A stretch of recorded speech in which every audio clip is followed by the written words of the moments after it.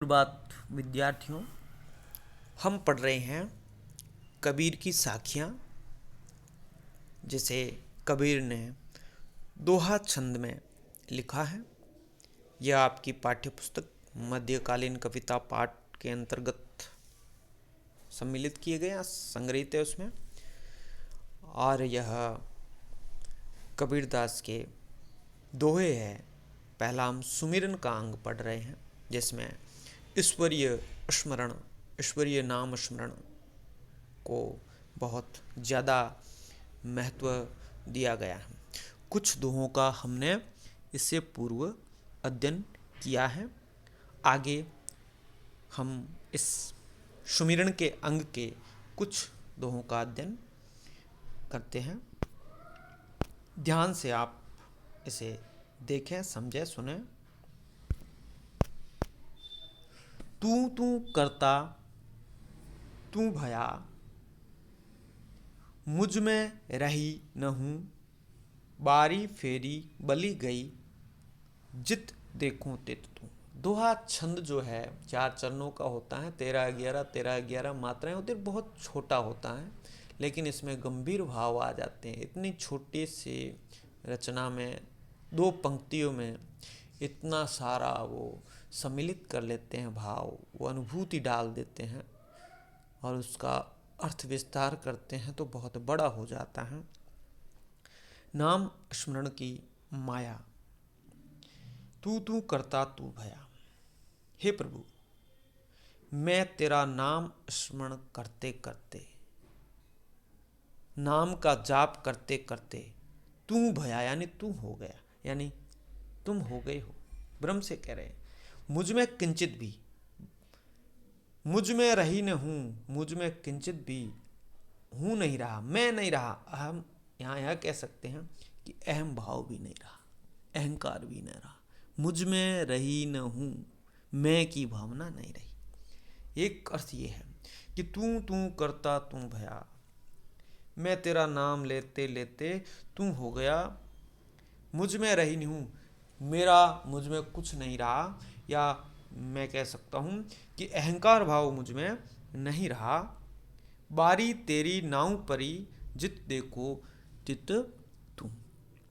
बारी तेरी नाव परी, अब मैं प्रभु तेरे ऊपर बार बार बलिहारी जाता हूँ। बारी तेरे नाव पर, मैं तुम पर बलिहारी जाता हूँ, तुम्हारे नाव पर यानी नाम पर, तुम्हारे नाम पर मैं बलिहारी जाता हूँ, क्योंकि जिधर देखता हूँ उधर तू ही तू मेरे को दिखता है।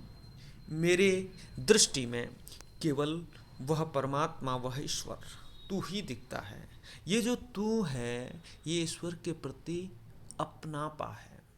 हम जिससे ज़्यादा ही प्रेम करते हैं उसको जी से नहीं पुकारते हैं, तू से पुकारते हैं। ईश्वर को ही तुम ही हो माता, तुम ही पिता हो, हम पढ़ते आए हैं, तू से पुकारते हैं। ये है उनकी प्रेम है, ये उनकी भक्ति भावना है, और वह अहम भाव को त्याग करके इस दोहे में उसमें विलीन हो जाना चाहते हैं। कबीरदास अपना स्वयं का अस्तित्व ही समाप्त हो जाता है जब वो राम के नाम में राम का जाप करते हैं, ईश्वर का स्मरण करते हैं, उस परमात्मा को याद करते हैं। आगे वाले दोहे में कबीर कहते हैं, कबीर सूता क्या करें, उठी न रोवे दुख, जाका बासा मोर में, सो क्यों सोवे सुख। कबीरदास यह लोगों को एक संदेश दे रहे हैं। क्या दे रहे हैं कि सुसुप्त सोया हुआ या अज्ञानता में लिप्त हे मनुष्य, तू अज्ञान निद्रा में पड़ा क्या कर रहा है। कबीर सूता क्या करे, उठी न रोवे दुख, जाग करके प्रभु का भजन क्यों नहीं करता। उठी न रोवे, क्या करे, क्या कर रहा है। और उठी न रोवे दुख, तू ईश्वर का उठ करके ज्ञानी होकर के ईश्वर का स्मरण क्यों नहीं कर रहा है, या अपने दुख को क्यों नहीं जता रहा है ईश्वर के आगे। यह विश्राम तो फिर भी हो सकता है। जाका बासा मोर में, यहाँ मोर नहीं, यहाँ गोर है, यह भी त्रुटिवश छपा है कि जाका बासा गोर, गोर यानी मृत्यु है।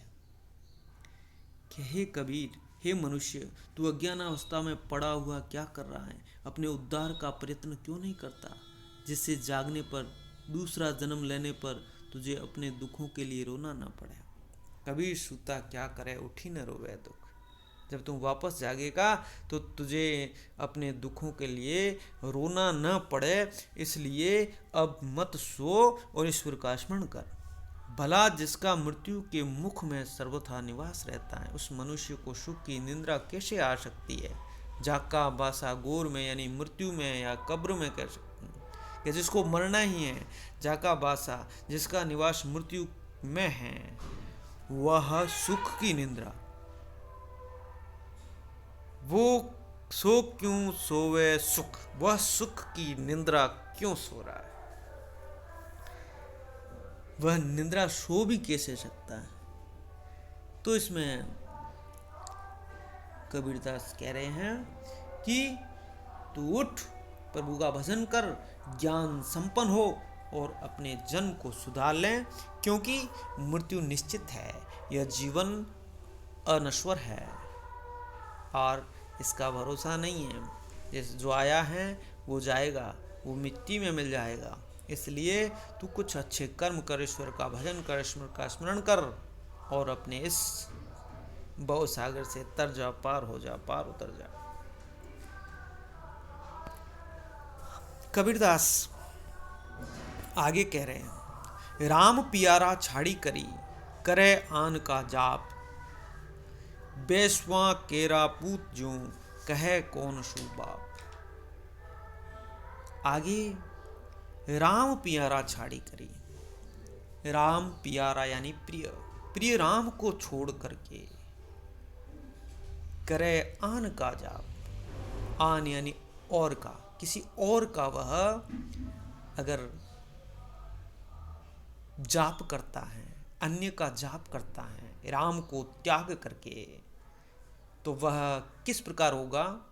बेश्या केरा पूत जूं, कहे कौन सुन बाप। वह बेश्या के पुत्र के समान होगा। जो मनुष्य परम प्रिय राम के अतिरिक्त अन्य अनेक देवताओं का भजन करता है, उसकी स्थिति वेश्या पुत्र के समान है, जो किसी एक को अपना पिता पालक नहीं कह सकता, जो किसी एक को उसका पालक नहीं कह सकता। वेश्या का पुत्र, कबीरदास कह रहे हैं, वेश्या केरा पूत ज्यों, कहे कौन सु बाप। किसको बाप कहेगा, उसका कोई पता नहीं है। तो अगर राम का स्मरण, यहाँ राम वो परमात्मा ब्रह्म है, ब्रह्म का स्मरण छोड़ करके, उस परमात्मा को याद न करके कई देवताओं का अगर हम स्मरण करते हैं, तो वो हमारी स्थिति उस वेश्या के पुत्र के समान हो जाती है, जिसको ये पता नहीं होता है कि उसका पिता कौन है।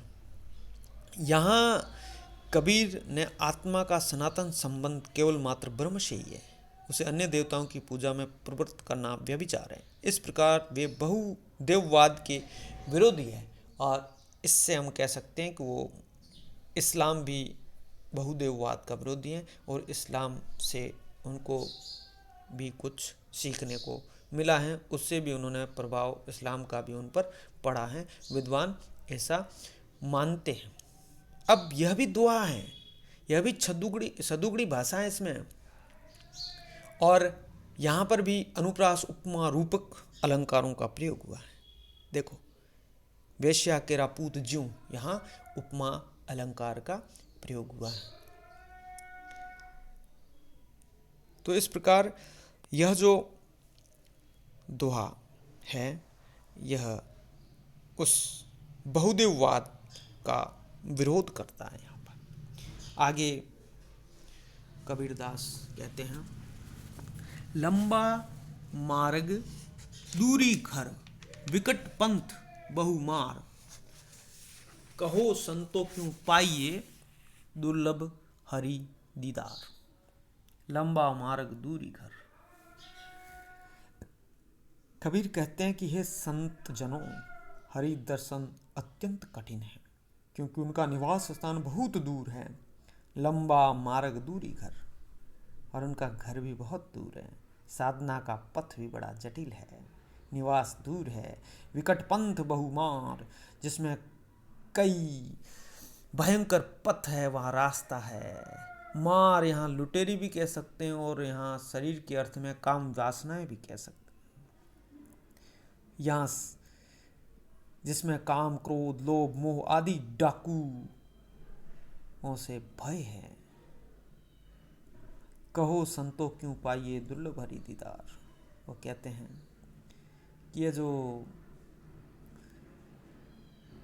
ईश्वर को प्राप्त करने का रास्ता बड़ा कठिन है, इसमें कई व्यवधान पैदा होते हैं, और इससे परमात्मा का साक्षात्कार, हरि दीदार करना या मोक्ष प्राप्त करना, इसमें समस्या आ सकती है।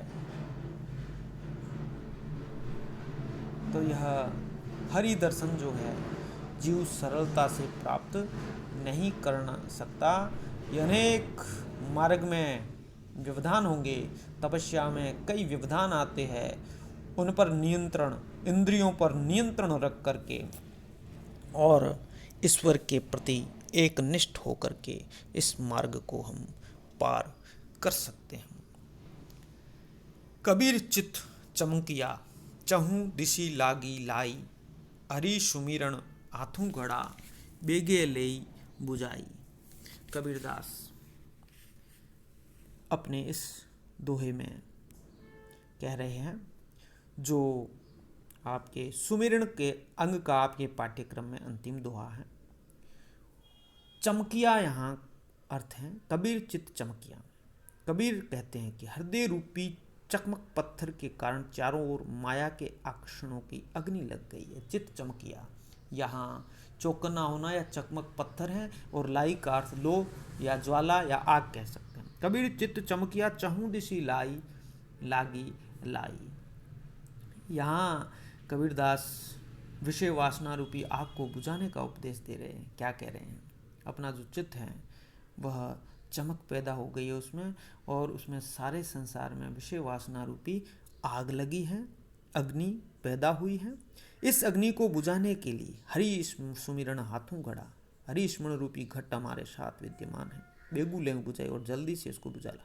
इससे इस वासना की अग्नि को शीघ्र बुझा डालो। भाव यह है कि संसार जाल से मुक्ति का एकमात्र उपाय हरि स्मरण ही है। यहाँ पर भी रूप का, अतिशयोक्ति अलंकार का प्रयोग, अनुप्रास अलंकार का, रूप अलंकार का प्रयोग हुआ। कबीर चित चमकिया, चहूँ दिशि लागी लाई। हरि सुमिरन हाथों गड़ा, बेगू ले बिजाई।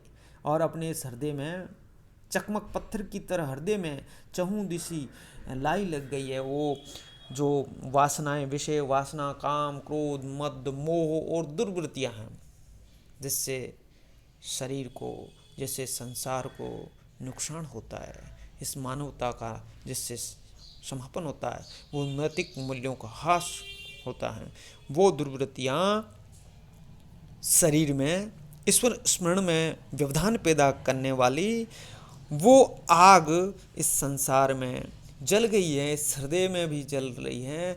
और हमारे जो पास है हरि स्मरण के, हरि नाम के हाथ में जो घड़ा है, ये हरि का हाथ में घड़ा, हरि स्मरण का, और जल्दी से उस घड़े के पानी को इस हृदय की आग पर डाल करके इसको जल्दी बुझा डालो, ताकि आपको इस परमात्मा का साक्षात्कार हो सके, आपको कैवल्य प्राप्त हो, आपको मोक्ष प्राप्त हो, संसार जाल से मुक्ति हो, आप ज्ञान प्राप्त करो। यह ही ज्ञान मार्गी शाखा है।